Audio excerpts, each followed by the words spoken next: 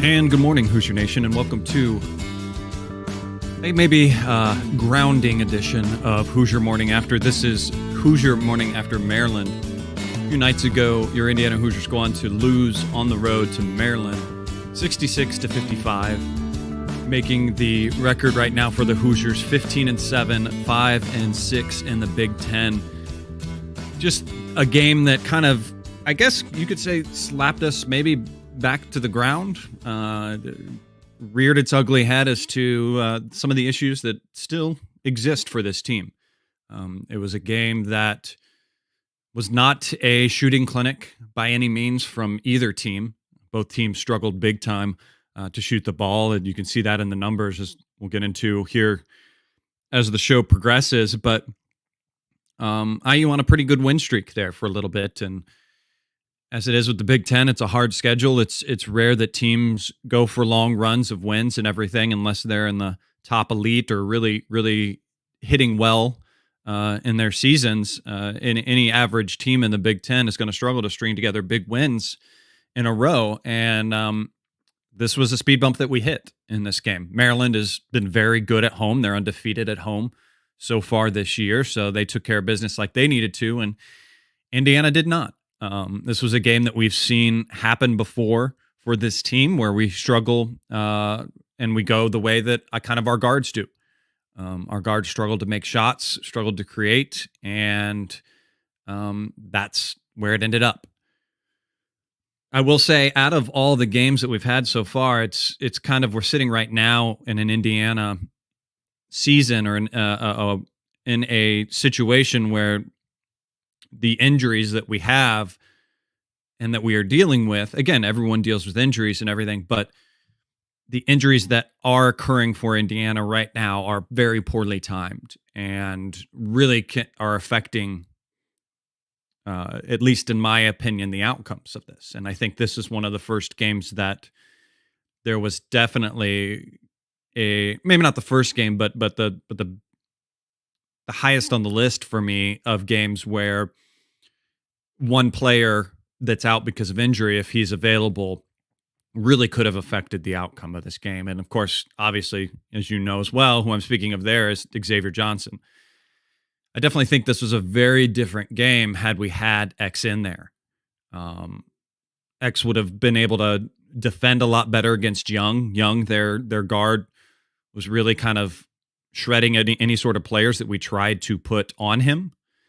And Jalen, I think, did the best at it. He did a pretty good job trying to contain him, but I think it was a concern of the coaching staff that he was going to get into foul trouble trying to contain him, so they kind of put Trey on him for a little bit, and Trey did okay, but Trey as well kind of got into foul trouble because just as he is with his aggressiveness, Trey tends to get pretty handsy with the ball, on the ball defense. And again, I like his aggressiveness. I like that aggression. That's something that's just going to happen. And I'm fine with a degree of that, obviously, if it doesn't affect the game, the outcome, or him being on the floor.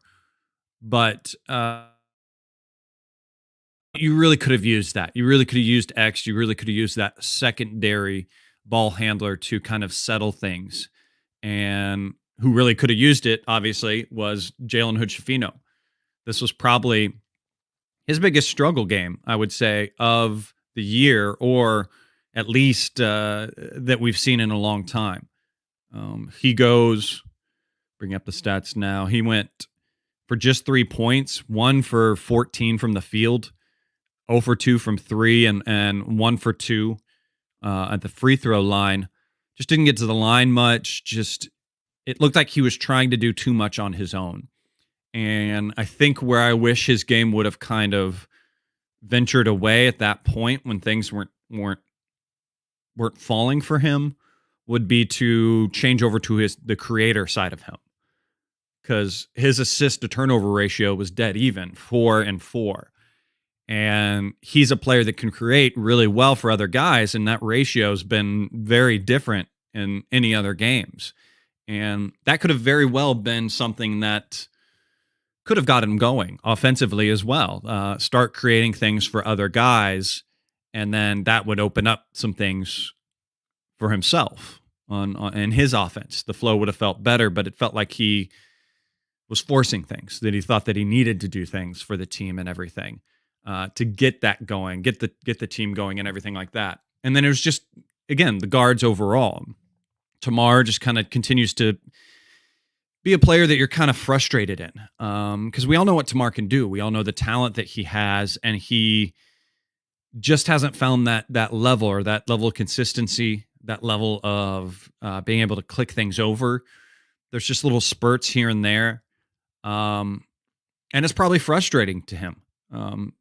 There's always reports and tons of talk about Tamar is in the gym, constantly working and trying to get better and everything like that. So he's trying to get that game to that next level. Is that an argument to the fact that maybe it's a mental issue with him, that he is so focused on that and trying to get to that and everything, and he just needs to relax? Maybe that's why we got the really good game that we did out of him, because he saw a couple shots fall and he's able to relax and get within the flow of the game. But it was a frustrated play from him that got him that flagrant one in this game. The pass was a little off from Jalen Hood-Schifino, and it was received by the man, and Tamar going back fouled the guy to try to avoid him from getting an easy shot, and that's fine. That's what you do and everything. And you could argue, looking at the replays and everything that we saw, that maybe that isn't a flagrant one, and I'm there with you, and I can debate that with you for a while, because he seemed to get some of the ball and everything like that. But you can't. The refs are looking for you to create and to foul and everything in that instance, and you can't put it out for debate in those situations. You either got to let him get that basket, or be ready to foul cleanly. You can't take the frustrated easy way out there. And I think that's kind of what he did in that situation. And unfortunately, the timing of that play and that sequence was very bad for IU, because we had the ball and we were only down by 2 at that point. And then we go down, that flagrant happens. He hits both of his free throws, the Maryland player does, and then they get the ball out of bounds and they make their basket on that next play as well. So there's a play, obviously, that could have really changed the outcome, or swung things a little bit, where Indiana could have tied or taken the lead by 1, and instead is taking the ball out again and looking at a 6-point deficit. That to be said, again, the game was still well in hand for most of the time for this Indiana team. It didn't really spread out. It felt like it. I mean, it certainly did to me. It probably did to you as well when you were watching this game, that the game should have been Indiana down by 10, 15 or so points. But they weren't shooting it well as well. And some of the defense was doing pretty well in creating that for them. Some of it was just they weren't hitting them. And it's interesting to kind of look around again, talking about other guards in this game. To me, I feel like Trey Galloway needed to kind of take over a little bit more in this game. When he brought the ball up, with Maryland doing the press that they were doing, I thought that we were being a little too lazy playing into that press by just passing it back and forth and going slow. There were times when when Trey took the ball up out of the press and he attacked it. He attacked through it, got downhill. He created a few things. He made them kind of have to scatter and everything. Whereas the other times when they were pressing and we did that slow pass back and forth to get the ball up, it was too easy then for Maryland, because they could just then sink into their zone. And Indiana had already lost a lot of shot clock and then struggled to figure out where to go from there. And I did like when Trey had those moments getting downhill on that press and creating things. Trey ended up only with 6 points, made both of his 3-pointers. So only took 2 other shots other than that. So he needed some more run. And we needed to lean on him a little bit more in this game. Again, he got into foul trouble. He nearly fouled out with 4 fouls, which is, again, that's how he's going to be. He's going to be that razor's edge as far as foul-wise, because of his intensity and just because he gets a little undisciplined sometimes with his hands on defense, gets a little too handsy with the opponent. But yeah, I think he needed more go. We were looking too much to try to get Jalen Hood-Schifino going in this game. Talking about the guys underneath, Race, I think he looked gassed for a lot of this game. He looked like there was a lot of weight on him, and that's actually even something that I could say about the whole team. It just felt like there was something hanging on them. That there was a kind of a stench on them, and I even made the comment that it felt like the team needed to call timeout and just like tell them to shake it out. Just shake your shoulders, shake it, relax, like shake out whatever's going on, because there's a tension to them. There was a murkiness to them, to their play, that didn't feel like them. It didn't feel like the rhythm, the swagger that they've had in other games. It just felt robotic and tense and everything. And I think the one that embodied that the most was Race. And again, he's obviously not 100% yet. First half, he struggled quite a bit, and you saw times where he was darn near jogging and everything.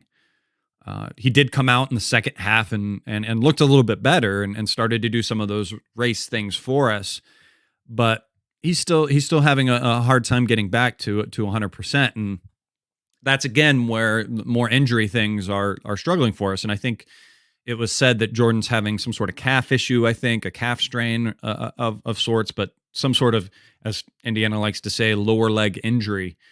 But we could have used him, because when you think about who else are we going to play, it's Race, it's Malik or Jordan in there.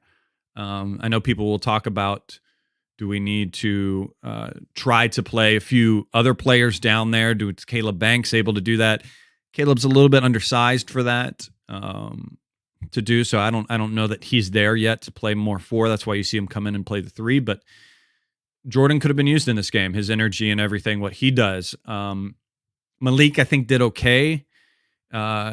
His offense obviously has gotten a lot better as we've gone on. He didn't really create much for his offense. He went 2 for 3 from the field and made both of his 3 throws, so that at least looked good. But he did foul out in this game, and again, that's where his game currently lacks and where he currently struggles for this IU team, and it's his defending. He is as well lacks in some of that agility and that lateral movement on defense, so he gets a little handsy again. He's another player that gets handsy and grabs and everything when he gets beat, and that causes the fouls and why he fouled out in this game as well.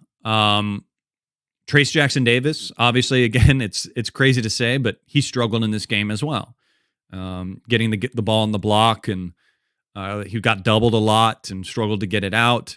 When he did receive the ball out of the block and kind of dribble at guys, that's when great plays happen for him. And I don't think they went to that enough in this game for him. And it's so strange, again, to say that kind of situation, because he still went for 18 points and 20 rebounds. So, I mean, what are you going to do? But that's, again, not at all a Trace Jackson Davis kind of game or something you would expect out of him and this team. I would easily say as well that the coaching staff struggled in this game. They struggled to make adjustments for the team. They relied too much on the point guard play and Trace Jackson Davis to kind of be the catalyst for everything and get things going. And talking back to what I said with Trey Galloway hitting both threes, get more for him, get him going more. And again, like I said, talking about Jalen Hood-Schifino's game, if you can get Jalen some good flow offense, creating for other guys, creating for Trey, get him moving downhill, get him moving off the block for a good 3 shot again, get some rhythm for him. That could be infectious. That could have helped the team shake off, again, whatever goop or glop or situation that they had going on, that just muddy feeling that they had within this game. And just just a tough one. Again, when you're winning and you're finally clicking and everything is going really well for a team, you hope to see that success continue to build on. But this shows that there's still some struggles for this team, and there's still going to be some down games, and that's going to happen. Again, it's a Big Ten season. There's going to be ups and downs and everything. And stick with me on this one because it's going to sound a little weird and crazy to go this way with it, and this is kind of inspired by my dad and growing up and everything. So those who don't know, my dad was a music professor. He a lot of times conducted musicals and concerts and everything like that. And the comments and joke always between him and my mother when there would be a rehearsal before a big show, the night before or whatever it is, my mom would ask how the rehearsal went, and what on average you would want to hear is that the rehearsal didn't go well, or there were struggles in the rehearsal, because then what that did for the performers was it made them more on their toes going into their big performance that they had. They were more aware of what they needed to do. Whereas if they had been having great rehearsals, things have been going well, you tend to coast. You tend to just kind of go through the motions and everything. You're not as hyper-focused on things. So how I like to twist this game is I like to go into that same situation. Again, not to say that Indiana would not be up for this game coming up tomorrow, the Purdue game, and be excited for it. But think about an IU team going into the winning streak that we had, how relaxed and everything we were.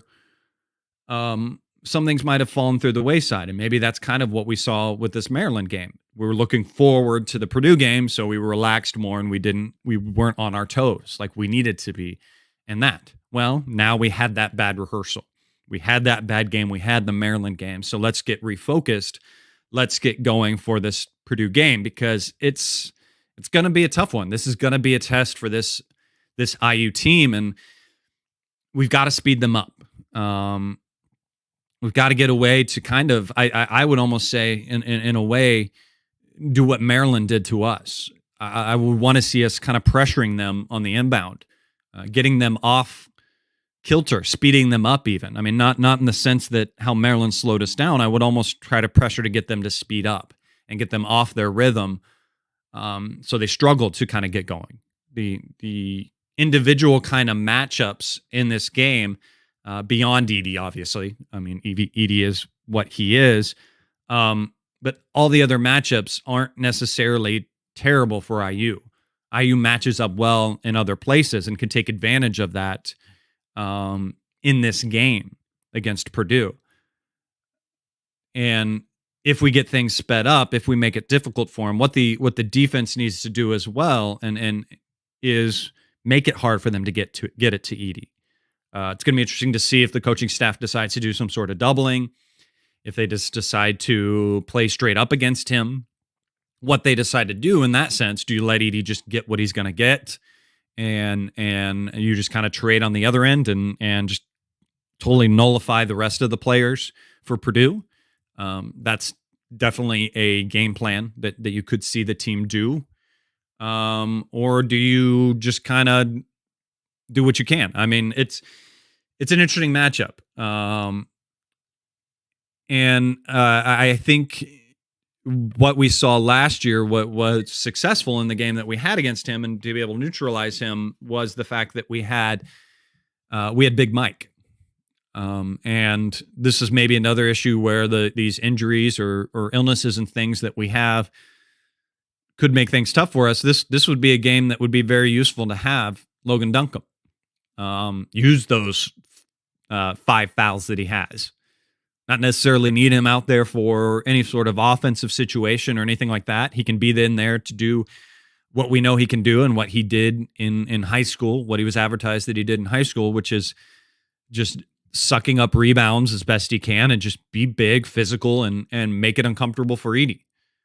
Make him earn his points and everything. Use those 5 fouls. So it's been reported that he has a pretty bad sinus infection, I believe it is, or something like that. So hopefully he can get over that. Hopefully we can see him. Hopefully he's in a good physical space to be able to come out there and give us some minutes, because I hope they use that plan. That's something that I would do If I was in the coach's shoes, I would do that kind of situation.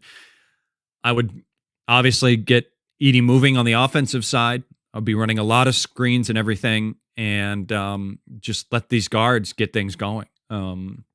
Howie says in the chat, race behind Edey and a sneaky leaper in front. Yeah, that is a way. If we want to double over, have Race kind of be picking at him. Race is pretty good at those jabs and stuff, and then you've got TJD to be up there to be able to leap and try to block him. The other side of the coin that's going to be very interesting in this game is how the things are going to get called.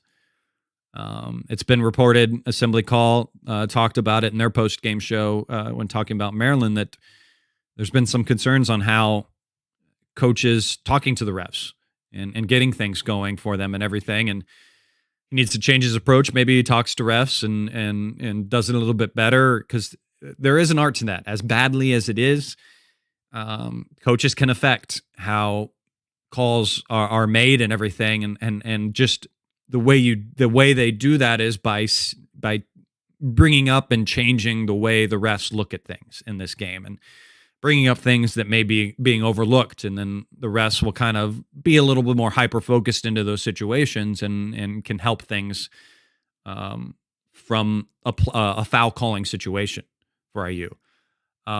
So that can be a way that can help out, because, again, Painter has done just a masterful job of working the refs and talking in his post-game shows about how bad they are, but yet they're getting such a great benefit of the doubt in calls. So that can't be an excuse into this game. We can't be something that we use as an excuse for bad play or anything else like that. It never should be.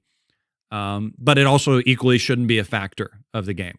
On the flip side, I hope that it hasn't yet to the largest degree, despite how much we want to argue as fans and everything, been something that's been the sole proprietor of a bad outcome for Indiana.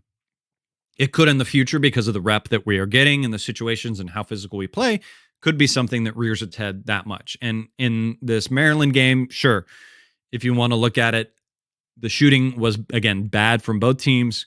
And the one disparity you can see that basically is the game is those free throws and everything. So, yeah, okay.